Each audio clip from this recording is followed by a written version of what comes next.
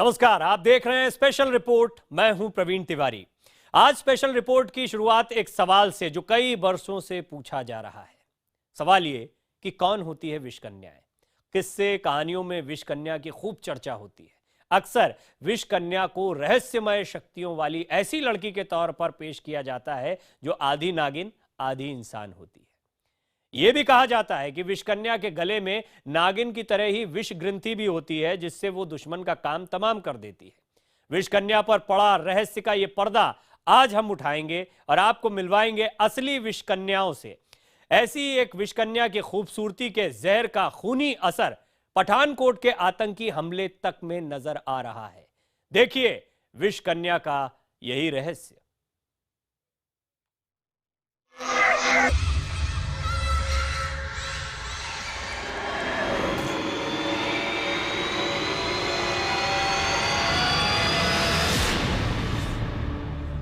विष कन्या एक खूबसूरत जहर, जिसके जहरीले हुस्न का असर मजबूत से मजबूत दिमाग वालों के होशो हवास छीन लेता है।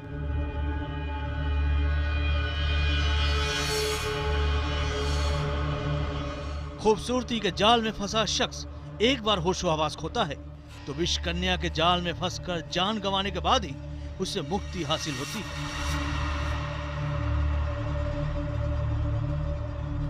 कहते हैं अपने शिकार को बर्बाद कर देना ही विष कन्या का मिशन होता है। फिर बात प्राचीन काल की हो या मामला आज के दौर का हो। विष कन्याएं कौन होती थी?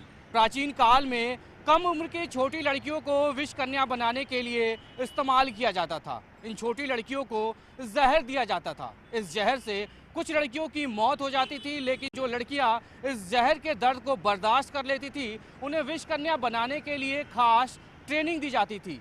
इन ट्रेनिंग के बाद राजा इन विष कन्याओं को अपने साथ रखा करते थे।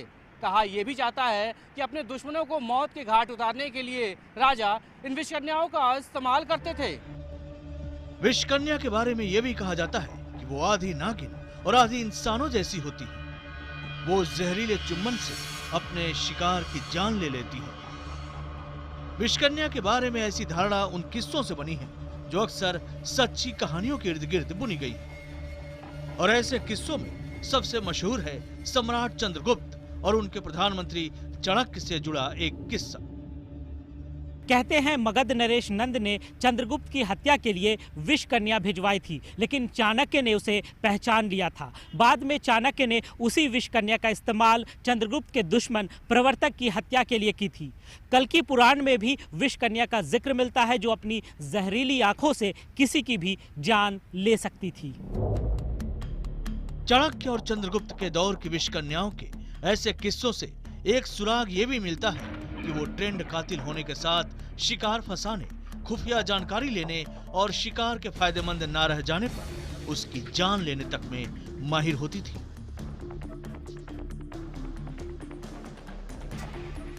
दरअसल किस्से कहानियों की विष कन्याएं अपने दुश्मन को नागिन की तरह डसकर जान से मार देती थी, लेकिन जानकारों का मानना है कि ऐसी विष कन्याएं नाचने गाने, अपने हुस्न से दुश्मन को जाल में फंसाने से लेकर उनकी हत्या तक करने में माहिर होती थी।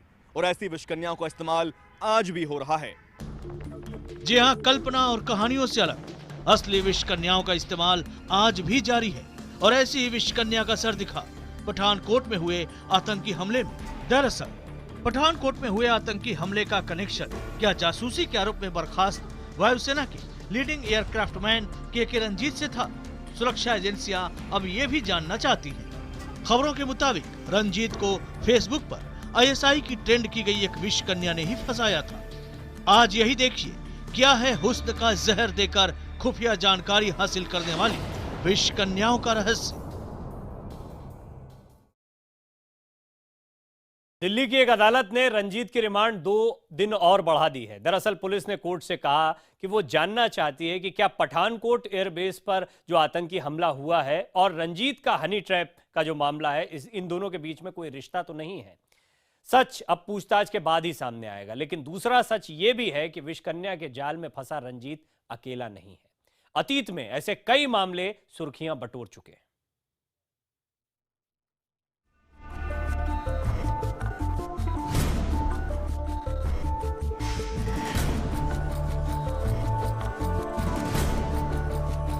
जासूसी के आरोप में आईएएफ का बर्खास्त लीडिंग एयरक्राफ्टमैन के रंजीत।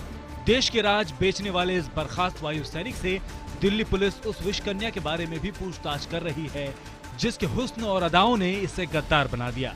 5 साल से एयरफोर्स में काम कर रहा रंजीत पंजाब में ही भटिंडा एयरफोर्स स्टेशन पर तैनात था। उसे जाल में फंसाने के लिए आईएसआई ने हनी ट्रैप का इस्तेमाल किया था। लंबे वक्त से एक विषकन्या उसे दीवाना बनाकर देश के खुफिया राज उससे ले रही थी। जो मॉडस ऑपरेंडी अपनाया गया है वो हनी ट्रैप वाला मॉडस ऑपरेंडी है।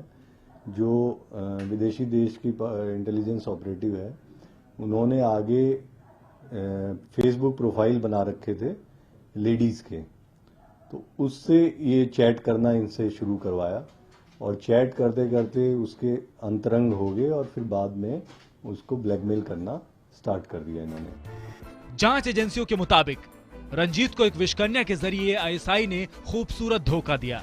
जब रंजीत उस महिला के जाल में पूरी तरह से फंस गया तो उससे खुफिया जानकारी ली जाने लगी। जांच एजेंसियों के मुताबिक उस विषकन्या ने रंजीत से दामिनी मैनकोट नाम से फेसबुक प्रोफाइल बनाकर संपर्क किया था।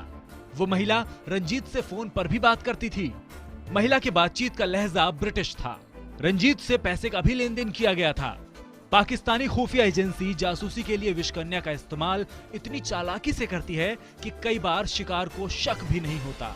ये विषकन्याएं अपनी अंदाज, आवाज या सोशल मीडिया में फर्जी प्रोफाइल बनाकर शिकार को फंसाती हैं। हाल ही के दिनों में कई ऐसे मामले सामने आए हैं जब सेना से जुड़े लोगों और सुरक्षा एजेंसियों से जुड़े लोगों को फंसाने के लिए न केवल पाकिस्तान की खुफिया एजेंसी बल्कि देश की कई खुफिया एजेंसियों ने विषकन्याओं का इस्तेमाल किया है। कुछ दिनों पहले रिलीज हुई फिल्म में भी विषकन्या का जिक्र था और वो फिल्म थी मद्रास कैफे। श्रीलंका में तमिल टाइगर्स के आतंक को लेकर कैसे दुनिया भर की जासूसी एजेंसियों में उठापटक चलती थी, कैसे भारत के पूर्व प्रधानमंत्री की हत्या की साजिश रची गई, मद्रास कैफे में यही कहानी है। लेकिन इसमें कोलंबो में तैनात एक ऐसे भारतीय जासूस की भी कहानी है जो विषकन्या के जाल में फंसकर गद्दार बन गया था। विषकन्या के हनी ट्रैप में फंसने की ऐसी ही कहानी थी पूर्व रॉ अफसर केवी उन्नीकृष्णन की। 1987 में उन्नीकृष्णन को गिरफ्तार किया गया था। एक विदेशी एयर होस्टेस के हुस्न का शिकार बना था रॉ अफसर उन्नीकृष्णन। कहा जाता है कि वो विदेशी एयर होस्टेस अमेरिकी जासूस थी। कहते हैं उन्नीकृष्णन से मिली जानकारी को वो विषकन्या लगातार अमेरिकी खुफिया एजेंसियों को दे रही थी। कराची में एक नेवल अटैची को गिरफ्तार किया गया था जो विषकन्या के जाल में फंस गया था, लेकिन उसे जेल नहीं भेजा गया क्योंकि सबूतों का अभाव था। ऐसी ही मिलती जुलती कहानी 50 के दशक में भी है जब रूस की एजेंसी केबीजी के जाल में एक भारतीय अधिकारी फंस गया था और उसमें भी भूमिका थी विषकन्या की। 2012 में गिरफ्तार हुई विदेश सेवा की पूर्व अफसर माधुरी गुप्ता को भुलाना किसी के लिए भी मुश्किल है। चार्जशीट के मुताबिक आईएसआई के जासूस के इश्क में फंसकर वो गद्दार बन गई थी। 1990 में इस्लामाबाद में भारतीय उच्चायोग में तैनात एक नौसैनिक अफसर की कहानी भी कुछ ऐसी ही थी। वो एक नर्स के हुस्न के जाल में फंस गया था। हालांकि जब उसे लगा कि वो फंस गया तो उसने गद्दारी करने के बजाय अपने अफसरों के सामने अपनी कमजोरी कबूल कर ली।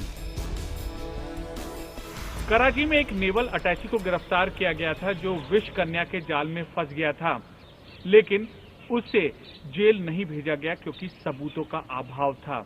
ऐसी ही मिलती जुलती कहानी 50 के दशक में भी है जब रूस की एजेंसी केबीजी के जाल में एक भारतीय अधिकारी फंस गया था और उसमें भी भूमिका थी विषकन्या की। चीन की खुफिया एजेंसियों ने भी बीजिंग में तैनात एक भारतीय अफसर को दो विषकन्याओं के जाल में फंसाया था। अफसर को ये बात पता नहीं चल पाई कि जिन दोनों चीनी महिलाओं के साथ उसका अफेयर है वो दोनों ही असल में जासूस हैं। इस अफसर को भी आखिरकार बर्खास्त कर दिया गया था। Bureau report IBN 7।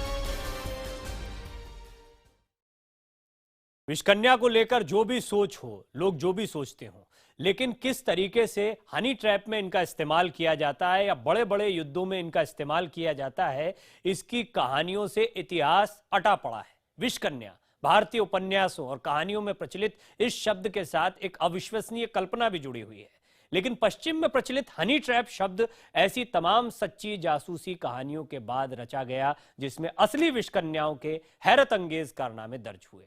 हम आपको दिखाते हैं हुस्न का ये हनी ट्रैप।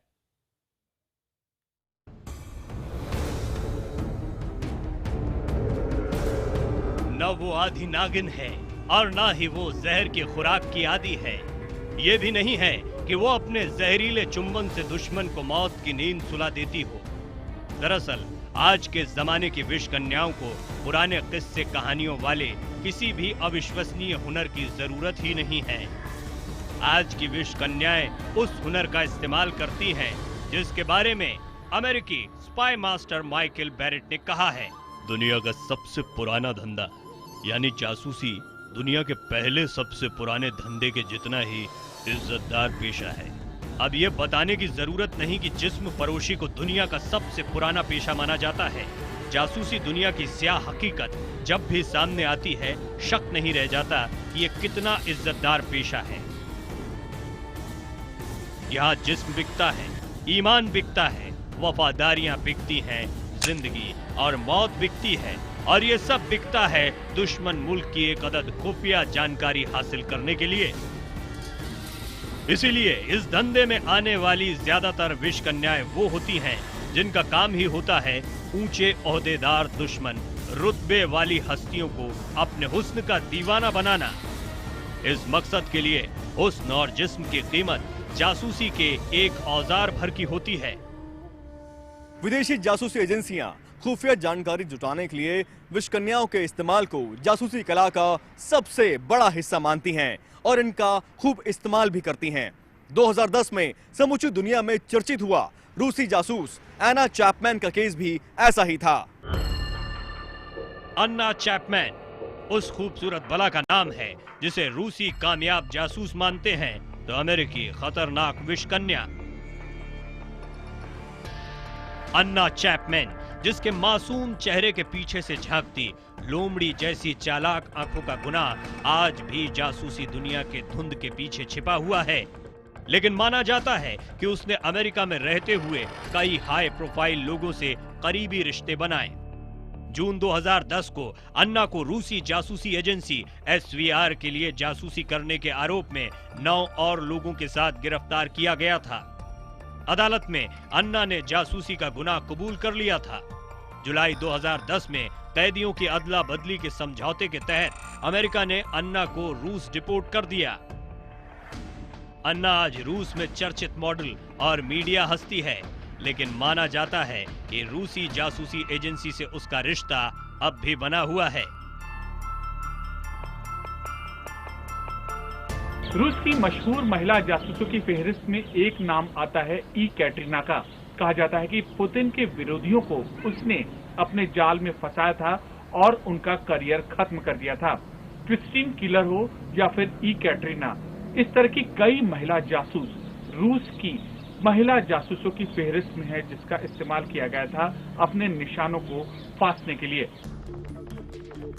जैसी सुर्खियां आज अन्ना चैपमैन बटोर रही है, शीत युद्ध के दौर में कभी वैसी ही सुर्खियां क्रिस्टीन कीलर ने भी बटोरी थी। 60 के दशक में ब्रिटेन में शो गर्ल के तौर पर मशहूर क्रिस्टीन कीलर का हुस्न सचमुच किलर से कम नहीं था। लोग उसके करीब आने के लिए बेताब रहते थे और कहते हैं कि वो ब्रिटिश सरकार में ऊंची हैसियत रखने वाले किसी हस्ती के करीब जाने के लिए बेताब थी। 1961 में वो ब्रिटेन के युद्ध मंत्री जॉन प्रोफ्यूमो की प्रेमिका बनने में कामयाब हो गई, लेकिन प्रोफ्यूमो को पता ही नहीं था कि क्रिस्टीन का अफेयर सोवियत नौसैनिक अटेची इवानोव से भी था। जब इसका खुलासा ब्रिटिश मीडिया में हुआ तो सरकार में तूफान आ गया। जॉन प्रोफ्यूमो को युद्ध मंत्री के पद से इस्तीफा देना पड़ा, लेकिन क्रिस्टीन पर जासूसी के आरोप कभी साबित नहीं हो सके। हालांकि शपथ लेकर झूठ बोलने के आरोप में उसे महज 9 महीने कैद की सजा जरूर दी गई। सजा काटने के बाद भी क्रिस्टीन ने ब्रिटेन नहीं छोड़ा।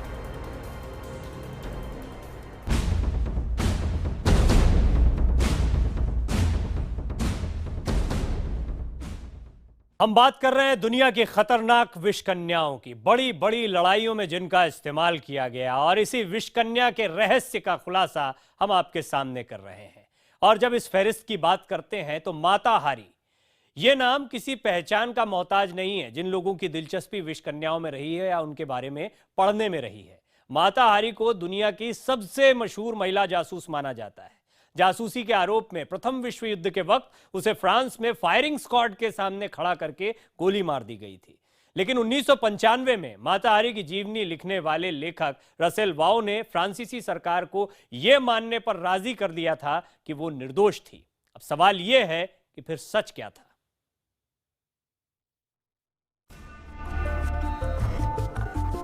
जासूसी की खतरनाक और अंधेरी दुनिया में हुस्न का मखमली फंदा कई बार दुश्मन का दम घोट देता है, तो कई बार वही फंदा खुद हसीना के गले में लटका दिखाई पड़ता है। इस मामले में अगर दुनिया में कोई एक खूबसूरत विषकन्या सबसे अलग जगह रखती है तो वो है माता हारी।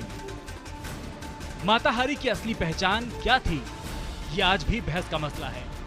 एक खूबसूरत डांसर, एक तलाकशुदा अकेली औरत, एक ठुकराई हुई माँ, दुनिया की सबसे सफल महिला जासूस या गलतफहमी की वजह से जान गंवाने वाली सबसे बदनसीब मासूम। बेजोड़ हसीना माता हारी अगर खुशकिस्मत होती तो मुमकिन है कि दुनिया उसे बीते वक्त की सुपरस्टार की तरह याद करती, लेकिन माता हारी की किस्मत में तो कुछ और लिखा था।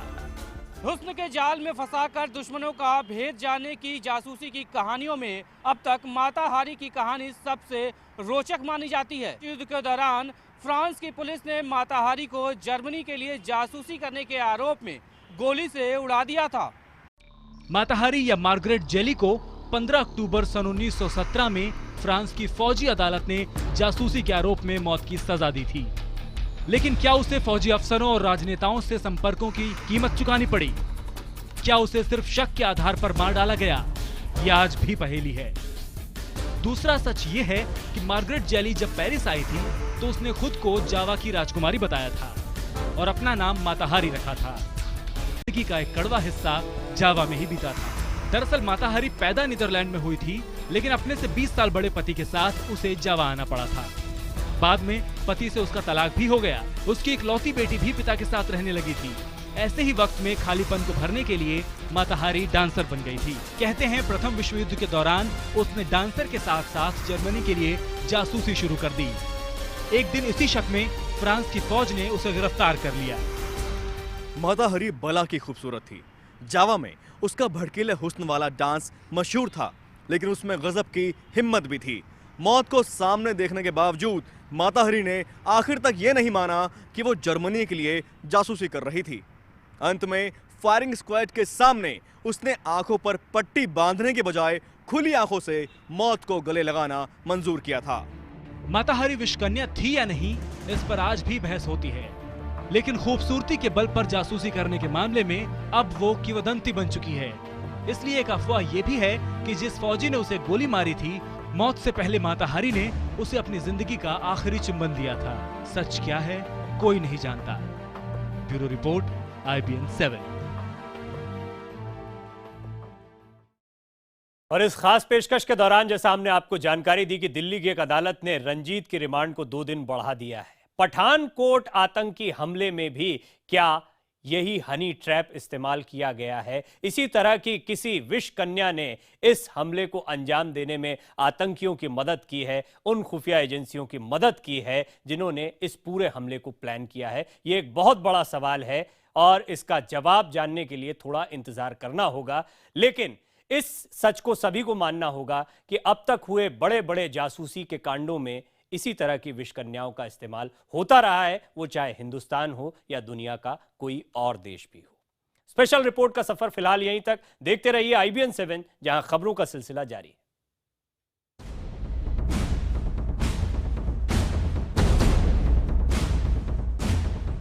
झीने कपड़ों में ओरिएंटल स्टाइल के डांस पर जावा की छाप थी, क्योंकि उसकी